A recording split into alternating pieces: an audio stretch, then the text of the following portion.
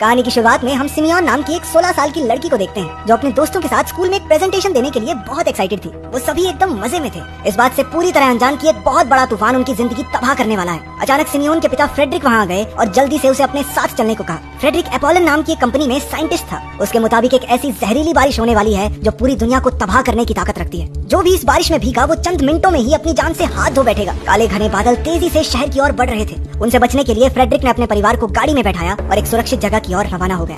गाड़ी में उनका बेटा रैस्मस सीट बेल्ट पहनने से इनकार करने लगा, जिससे फ्रेडरिक का ध्यान भटका और उनकी गाड़ी का एक्सीडेंट हो गया। फ्रेडरिक जानता था कि अब ज्यादा समय नहीं बचा है, इसलिए वो बिना वक्त गवाए अपने परिवार को लेकर जंगल की ओर भागा। एक आदमी ने उन्हें भागते हुए देखा और वो भी उनका पीछा करने लगा। कुछ देर बाद वो एक बंकर में पहुंचे जो एपोलन कंपनी ने ऐसी ही इमरजेंसीज के लिए बनाया था। उनके अंदर जाने के कुछ ही पलों बाद बारिश की पहली बूंद एक पत्ते पर गिरी और फिर जोरदार बारिश होने लगी। एक ऑटोमेटिक सिस्टम के जरिए सैनिटाइज होकर पूरा परिवार लिविंग एरिया में पहुंचा। फ्रेडरिक ने बताया कि उसे बाहर जाना होगा क्योंकि शायद वो ही बारिश में मौजूद इस खतरनाक वायरस का तोड़ ढूंढ सकता है। जाने से पहले उसने सिमियोन से कहा कि अपने छोटे भाई का ख्याल रखे। सिमियोन कुछ समझ नहीं पा रही थी, लेकिन अब समझने समझाने का वक्त भी नहीं था। फ्रेडरिक के जाने के बाद सिमियोन ने अपने फोन पर देखा कि कैसे सब लोग जानलेवा बारिश की चपेट में आकर मारे जा रहे थे। चारों तरफ इस तेजी से फैलने वाले वायरस का खौफ था। अचानक उन्हें बंकर के दरवाजे पर जोर जोर से खटखटाने की आवाज सुनाई थी। उनकी माँ जानती थी कि फ्रेडरिक तो खुद से अंदर आ सकता है, इसलिए उसने बच्चों से कहा कि आवाज पर ध्यान न दें, लेकिन उन दोनों से रहा नहीं गया और इससे पहले कि उनकी माँ उन्हें रोक पाती, उन्होंने जल्दी से जाकर दरवाजा खोल दिया। बाहर वो आदमी बारिश में खड़ा था जिसने उन्हें जंगल की ओर जाते हुए देखा था। वो वायरस की वजह से बुरी तरह छटपटा रहा था और उसने रैस्मस को भी बाहर खींचने की कोशिश की।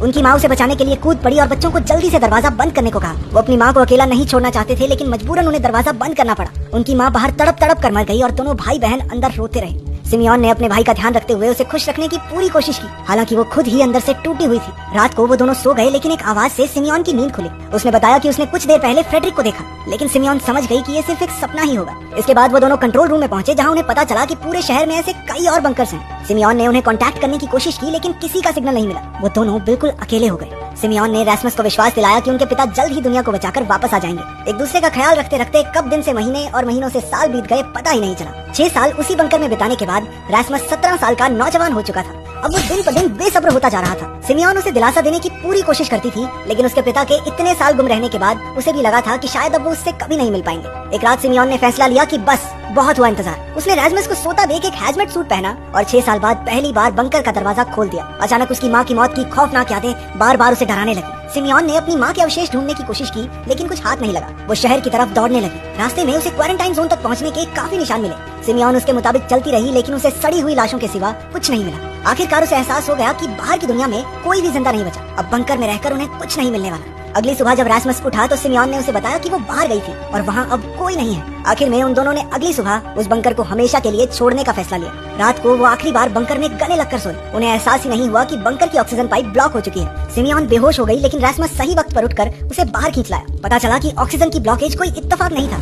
असल में अभी भी कुछ लोग जिंदा हैं जिन्होंने कल सिमियोन को बाहर देख लिया था। उन्हीं लोगों ने ऑक्सीजन पाइप को ब्लॉक किया था। उन्होंने उन दोनों को बंदूक की नोक पर बंदी बनाकर एक कमरे में बंद कर दिया। ग्रुप के लीडर मार्टिन ने बताया कि वो बस यहाँ खाने की तलाश में आए हैं, लेकिन रैस्मस और सिमियोन लगभग सारा खाना पहले ही खा चुके थे। क्योंकि उनके ग्रुप के लिए कुछ नहीं बचा था, तो वो बंकर से जाने लगे। लेकिन इसका मतलब ये होगा कि रैस्मस और सिमियोन अपनी मौत तक वहीं कैद रहेंगे। अपनी जान बचाने की कोशिश में सिमियोन ने ग्रुप के लीडर मार्टिन को बताया कि वो ऐसे और भी कई बंकर्स का पता जानती है जहाँ उन्हें खाना मिल सकता है। ये सुनकर मार्टिन ने उन दोनों को ग्रुप में शामिल कर लिया। रैस्मस और सिमियोन को पता चला कि दुनिया की 90% आबादी मारी जा चुकी थी और बचे खुचे लोग अपनी जान के लिए लड़ रहे थे। वो खाने के लिए मरने मारने को तैयार थे, क्योंकि अब खाना ही सबसे कीमती चीज है। इसके बाद बताया गया कि कैसे मार्टिन पहली बारिश से बच निकला। वो एक सैनिक था जो अपनी पलटन के साथ एक ब्रिज पर तैनात था। उसे एक औरत दिखाई दी जो अपने नवजात बच्चे के साथ उनकी ओर चली आ रही थी। वो चाहकर भी उसे गोली नहीं मार सका, लेकिन इसका अंजाम ये हुआ कि उसके सभी साथी सैनिक इन्फेक्टेड हो गए और आखिर में सिर्फ वही जिंदा बचा। फिर उसने पैट्रिक नाम के एक आदमी से हाथ मिला लिया और वो दोनों खाने और घर की तलाश में इधर उधर भटकने लगे। एक दिन उन्हें 3 लोगों का एक ग्रुप मिला जिसकी लीडर थी बीट्रिस।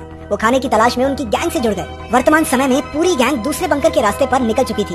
रास्ते में रैस्मस और बीट्रिस की बातें होने लगी और उन्होंने एक दूसरे को करीब से जाना। इस मुश्किल वक्त में भी रैस्मस इतने साल बाद आसमान और पेड़ों को देखकर बहुत खुश था। अचानक उन्हें सड़क पर एक गाड़ी दिखी और सब छुप गए।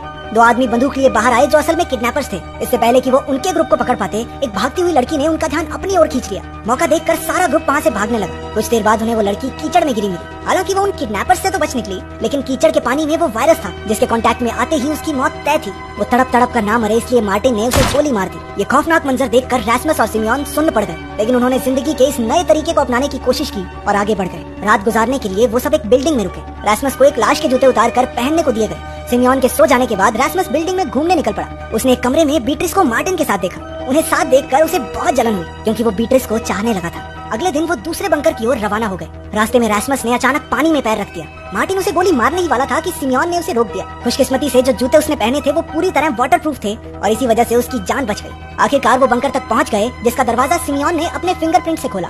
अंदर उन्हें एक पूरा कमरा खाने से भरा हुआ मिला। उन सब ने इतना खाना सालों में नहीं देखा था। तभी सिमियोन की नजर कमरे में रखे एक फोन पर पड़ी। वो उसके पिता का फोन था। इसका मतलब वो भी सालों पहले यहाँ आया था। सिमियोन को फोन में फ्रेडरिक के बॉस की एक वीडियो मिली जिसमें उसने फ्रेडरिक को एपोलन के हेडक्वार्टर्स में स्वीडन बुलाया था। उसने कहा कि अब सिर्फ फ्रेडरिक ही वायरस का इलाज ढूंढ सकता है। सिमियोन ने वीडियो मार्टिन को दिखाई और उसे उनके साथ स्वीडन चलने को कहा। हालांकि उन सबको तो बंकर में खाना और रहने की जगह मिल गई थी, इसलिए मार्टिन ने जाने से साफ मना कर दिया। रैस्मस और सिमियोन अकेले ही वहाँ से निकल पड़े। कुछ देर बाद जब बीट्रिस नींद से जागी तो उसे पता चला कि वो दोनों चले गए। वो भी लिया और जीन के साथ मार्टिन को अलविदा कहकर उन्हें ढूंढने निकल गए। अब बंकर में मार्टिन और उसका दोस्त पैट्रिक ही बचे थे। ग्रुप के सारे लोग कोपेनहेगन शहर के बॉर्डर पर मिले और एक साथ आगे बढ़ने लगे। लगभग 1 घंटा चलने के बाद सब एक जगह बैठकर खाना खाने लगे। जीन और ले एक चश्मे की दुकान पर उसके लिए नया चश्मा लेने गए। उनकी गैर मौजूदगी में ग्रुप के बाकी लोगों पर चोरों ने हमला कर दिया जो उनका खाना चुराने आए थे। सब जान बचाकर भाग निकले, लेकिन इस भागा दौड़ी में सिमियोन रैस्मस और बीट्रिस से अलग हो गई। वो शहर के एक अनजान हिस्से में जा पहुंची जहां उसे एक छोटा बच्चा दिखाई दिया। जब भूख के मारे बच्चे ने यूं ही दवाइयां लेनी शुरू की तो सिमियोन ने उसे कुछ खाना दिया।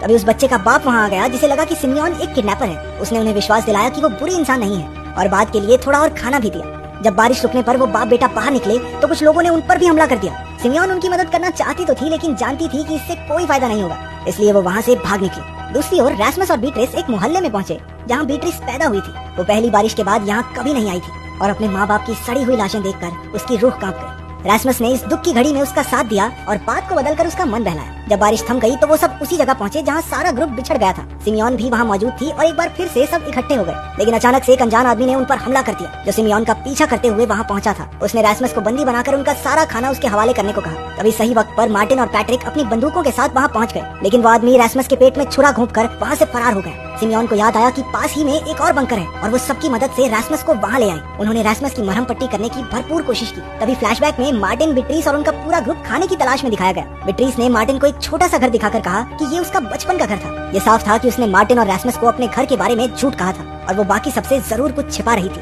अंत में मार्टिन ने सिमियोन को एक डिवाइस दिखाया जो उन्हें पिछले बंकर में मिला था। उस डिवाइस में शहर का नक्शा था जिसमें एक लंबी दीवार बनी हुई थी जो वायरस के फैलने से पहले वहाँ नहीं हुआ करती थी। मार्टिन को यकीन था कि इस दीवार के दूसरी तरफ उन्हें इन्फेक्टेड लोग नहीं मिलेंगे। इसका मतलब उनके पास अभी भी बचने का एक मौका है।